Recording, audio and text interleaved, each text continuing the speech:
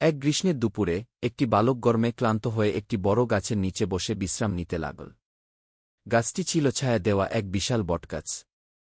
গাছটি বালকের দিকে তাকিয়ে হাসল এবং বলল, তুমি আমার ছায়ায় বসে বিশ্রাম নিচ্ছ, তাই না? বালক গাছের দিকে তাকিয়ে বলল, হ্যাঁ, এই ছায়া খুব আরামদায়ক। তখন গাছ বলল, তুমি জানো, আমি তোমার জন্য শুধু ছায়াই দিচ্ছি না। আমি বাতাস বিশুদ্ধ করি, পাখিদের ঘর দিই, আর মানুষদের ফল ও কাঠ দিই। বালক অবাক হয়ে বলল, তাহলে তুমি তো সত্যিই আমাদের জন্য অনেক কিছু করো। কিন্তু আমরা তোমার জন্য কি করি?